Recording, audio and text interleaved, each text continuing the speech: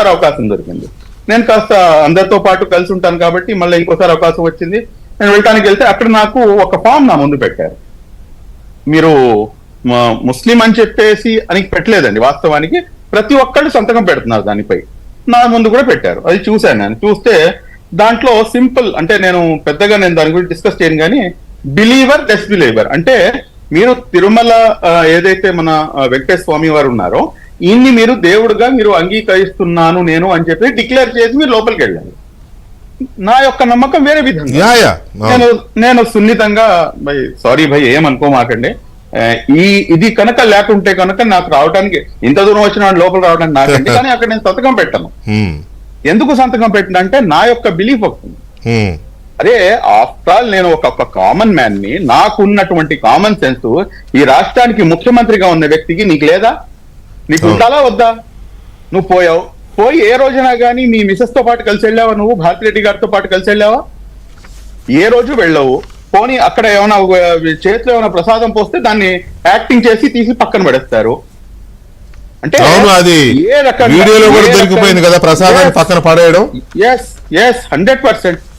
ఈ రోజు ఇంత దారుణమైనటువంటి పరిస్థితి అంటే జగన్ గారు క్షమాపణలు కూడాను అర్హులు కాదండి. ఆయన ఇందాక స్వామీజీ గారు చెప్పినటువంటి మాటలతో కాకుండా నేను దానికి మించిన మాట ఇది, క్షమాపణకు కూడాను అర్హులు కాదు ఆయనకి ఖచ్చితంగా దీనిపై శిక్షించాల్సినటువంటి అవసరం ఉంది.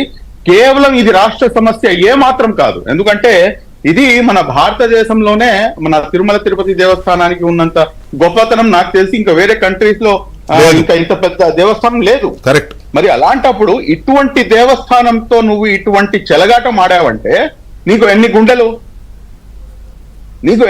నీకు ఈ రోజున ఈ వ్యక్తిపై కఠినమైనటువంటి చర్యలు తీసుకోవాల్సినటువంటి అవసరం. ఇందాక ప్రెస్ మీట్ చూసినప్పుడు మళ్ళా దాన్ని కూడాను ఏదో రకంగా ఏంటంటే మన ప్రస్తుత ముఖ్యమంత్రి గారిపై నెట్టివేసే ప్రయత్నం చేస్తున్నారు. ప్రస్తుత ముఖ్యమంత్రి గారు మాటకు ముందు ఒకసారి, మాటకి తర్వాత ఒకసారి ఎన్నో ప్రసంగాల్లో ఆయన చెప్పినటువంటి మాట ఏమిటంటే, ఈ రోజు నేను బతికి బయటపడ్డానంటే కనుక అప్పట్లో జరిగినటువంటి ఏదైతే తిరుమలలో జరిగినటువంటి అటాక్ ఏదైతే ఉందో ఆ అటాక్ లో నేను కాపాడబడ్డానంటే కనుక దానికి మన వెంకటేశ్వర స్వామి వారు అని చెప్పేసి ఆయన పదే దాన్ని ఆయన ఉచ్చరించే వ్యక్తి ఆయన. కాబట్టి ఇక్కడ ఏంటంటే ఇది రాజకీయాలతో కానీ మతాలతో కానీ దానికైనా పైకి ఎక్కి మనం ఆలోచించాల్సినటువంటి అవసరం ఉంది. ఈ దేశంలో ఉన్నటువంటి మెజారిటీ సోదరులు ఎవరైతే ఉన్నారో వారి యొక్క మనోభావాలను దెబ్బతీశారు. ఒకటి సార్. రెండోది, ఈయన ఎవరైతే ఈ టీటీడీ చైర్మన్ గా ఉన్నారో ఇంతకు ముందు అతన్ని చైర్మన్ చేసినప్పుడు ఇంతకు ముందు ఉన్నటువంటి చైర్మన్, దాని తర్వాత గతంలో ఉన్నటువంటి చైర్మన్, వీళ్ళందరి మీద కూడాను ఒక ఎలిగేషన్ ఉన్నది. అంటే whether they are believer or non believer, అంటే వెంకటేశ్వర స్వామి గారిని వాళ్ళు నమ్ముతారా అసలు నమ్మరా?